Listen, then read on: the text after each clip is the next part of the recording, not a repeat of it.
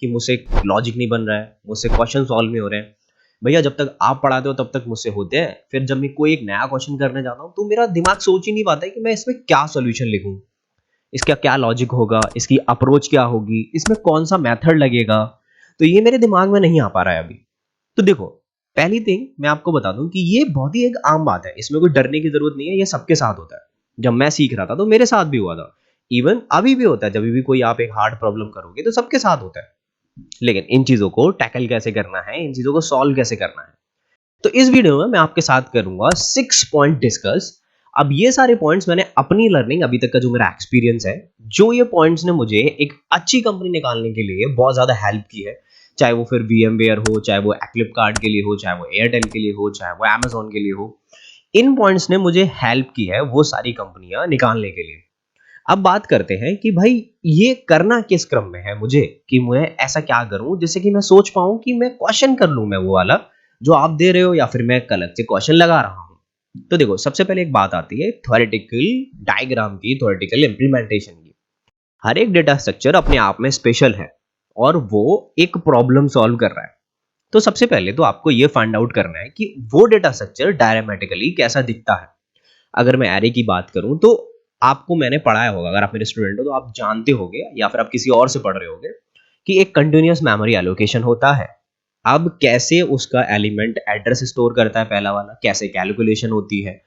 अगर आप किसी भी एक डेटा स्ट्रक्चर की एक मेमोरी रिप्रेजेंटेशन जानते हो, डायग्राम जानते हो, तो वो आपको लॉजिक बिल्डिंग में बहुत हेल्प करेगा, इवन डिबग में भी हेल्प करेगा। जब आप कॉपी पेन लेके सॉल्व करोगे वन बाय वन, वहां हेल्प करेगा। तो सबसे पहले एक किसी भी डेटा स्ट्रक्चर की जो आप पढ़ रहे हो उसको समझने की कोशिश करो। ऐसा नहीं रटना नहीं है, समझने की कोशिश करो ये चलता कैसे है। तो that will help you to build your logic. आपको समझ में आ जाएगा कि इसमें ऐसे डेटा स्टोर हो रहा है। At the end of the moment आपको करना क्या है, एक बात बताओ, एक एरे से या फिर ट्री से, सेट से आपको डेटा ही तो निकालना है, डेटा शॉर्ट करना है, डेटा मैनिपुलेट करना है। तो वो डेटा स्ट्रक्चर में चीजें चल कैसे रही हैं, स्टोर कैसे हो रही हैं, जा कैसे नहीं है, बस आपको यही पता करना है।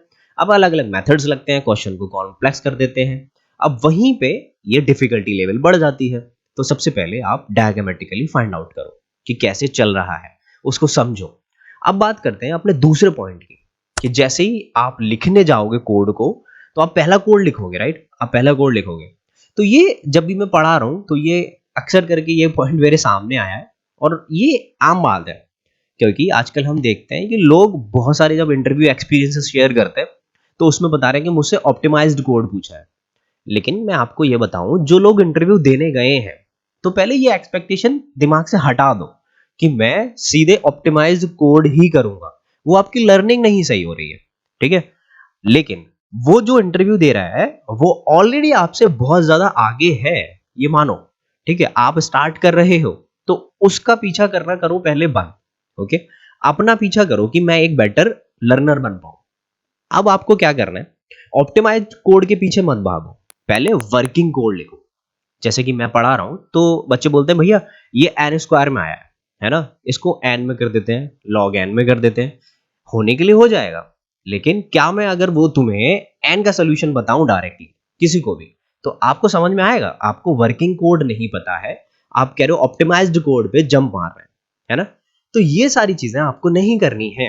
तो आपको क्या करना है, पहले एक वर्किंग कोड बनाना है, चाहे बेसिक वो एन स्क्वायर में ही क्यों ना चल रहा हो, मतलब दो लूप क्यों नहीं यूज करके चल रहा हो, बस वो चलना चाहिए कोड। तो ऑप्टिमाइजेशन के पीछे अभी नहीं भागेंगे, सारे डेटा स्ट्रक्चर करो पहले, पहले सारे डेटा स्ट्रक्चर करो। हो सकता है अगर आपका मन कर रहा है तो साथ के साथ उसको ऑप्टिमाइज करते रहो, लेकिन आई रिकमेंडेड पहले सारे डेटा स्ट्रक्चर करो एक वर्किंग कोड में, फिर उसको ऑप्टिमाइज करेंगे। तो आपको समझ में आएगा फिर कैसे ऑप्टिमाइजेशन करते हैं। तो पहले ऑप्टिमाइजेशन के पीछे नहीं भागना है, वो गलत अप्रोच है कि भैया वो कर रहा है एंड में, आपका दोस्त कर रहा है, आपने बहुत सारे सोल्यूशन बोर्ड पे जाते होगे, वहां लिख रहा होगा कि solution in 4 line, solution in 5 line, solution in N, solution in log N. उसके पीछे नहीं जाना है, बाद में देखेंगे उसको। पहले हमें क्या करना है, अपनी लर्निंग स्ट्रॉन्ग करनी है, तो बेटर लर्नर बनना है आपने, ऑप्टिमाइजेशन अभी नहीं देखना। अब जब भी मैं क्वेश्चन कर रहा हूं, तो जब हमारा बैच स्टार्ट हो रहा था तो ये भी सारी रियल टाइम प्रॉब्लम्स आ रही हैं जो आप भी फेस कर रहे होगे। तो बच्चे कह रहे थे भैया डायरेक्टली आईडी पे जंप मार लेते हैं। तो ये आपका भी क्वेश्चन है कि आईडी पे, तो ये पॉइंट भी है, देखो मेरी लर्निंग ऐसे ही हुई है। जब मैं पढ़ रहा था तो जहां से मैंने पढ़ा था वो मुझसे कॉपी पेन पे लिखवाते थे। जो भी एल्गो है वो कॉपी पेन पे लिखूं पहले, फिर उसको कहीं कोड करना। और सी में टर्बो सी है, आप जावा से तो मैं रिकमेंडेड करता हूँ नोटपैड पे कर लो। तो अगर आप आईडी पे जंप मार रहे हो डायरेक्टली तो दोस्त आपकी लर्निंग नहीं हो रही है, क्योंकि वो उसमें बता देता है ऑटोमेटिकली कि ये खराब है, इसको सही कर लो। कोई कंपाइल टाइम एरर है ही नहीं कि देखो आईडी में कंपाइल टाइम कुछ होता ही नहीं है, क्योंकि वो साथ के साथ कोड को कंपाइल करता जाता है, आपको बताता जाता है। ऐसे नहीं करना है, पहले कोड लिखो पूरा, फिर उसको टर्मिनल से कंपाइल करो, वो बताएगा कि ये एरर है। उससे क्या होगा, आपका दिमाग में जाएगा कि अरे यार ये सिंटैक्स नहीं लिखना है। इससे आपको याद होंगे लैंग्वेज की सिंटैक्स, आपको याद होंगे जल्दी कोड कैसे करते हैं, क्योंकि जब आप टाइप करोगे आपकी स्पीड बढ़ेगी, आपको प्रॉपर सिंटैक्स में टाइप करोगे। तो आईडी के पीछे नहीं भागना है अभी, जब तक मेरा फ्रीक्वेंट अच्छा टर्म ना हो जाए, अच्छी स्पीड ना हो जाए, अच्छी अंडरस्टैंडिंग ना हो जाए एक लैंग्वेज सिंटैक्स की, मेरे लॉजिक बिल्ड नहीं हो जाए, तब तक नहीं भागेंगे। ठीक है, इसीलिए आपको मैं रिकमेंड नहीं करता कि जल्दी से आईडी पे जंप करो, नहीं। इनिशियली हम कोड करेंगे नोटपैड में, और जो कोड करेंगे पहले मैं लिखूंगा अपने पेन पेपर में कि मैं ऐसे ऐसे लिख रहा हूँ, एरे का कोड है तो एरे का लिख रहा हूँ, अगर स्टैक का कोड है तो स्टैक का लिख रहा हूँ। बहुत बड़ा कोड होगा, अगर दिन भर लिखोगे तो हाथ में दर्द होगा, लेकिन हो जाने दो अभी। वो अभी जो हाथ में दर्द हो रहा है, जो बाद में पेन होगा उससे काफी बेटर है। ठीक है, तो अभी मेरे को अपनी अंडरस्टैंडिंग बनानी है। बात समझ में आ रही है? अब बात करते हैं कि अगर मैं कोई भी क्वेश्चन कर रहा हूं, लेट्स सपोज हम एरे पे पहुंच गए, हम स्टैक पे पहुंच गए, आप भी कर रहे हो, सेल्फ लर्निंग कर रहे हो या किसी से पढ़ रहे हो, तो अब ऐसा नहीं करना है कि अगर आपके इंस्ट्रक्टर ने आपको 2-4 क्वेश्चन करवाए और फिर बोला कि चलो अब चलते हैं, क्योंकि देखो उन लोगों को कोर्स खत्म करना है, आपको भी जल्दी पढ़ना है। तो आपको क्या करना है, हर एक के मिनिमम क्वेश्चन, अब जैसे कि हम पढ़ा रहे हैं, हमने शीट में क्या कर रखा है मैंने कि इजी मीडियम हार्ड दे रखा है। आपको भी अगर सेल्फ रनिंग कर रहे हो तो उसी टर्म में करना है। इजी क्वेश्चंस 25 से 30 क्वेश्चन लगाओ, मीडियम क्वेश्चन 10 से 15 क्वेश्चन लगाओ, हार्ड क्वेश्चन अगर अभी स्टार्टिंग में नहीं बन रहे हैं तो 1 से 2 लगा लो, बाद में 5 से 10 लगा लेना, लेकिन एक बार ट्राई जरूर करो। ठीक है, तो इस क्रम में मुझे अपने क्वेश्चंस लगाने हैं, मतलब डिवाइड कर देनी है पूरी कैटेगरी कि मैं मीडियम भी लगाऊंगा, मैं इजी भी लगाऊंगा, मैं हार्ड भी लगाऊंगा।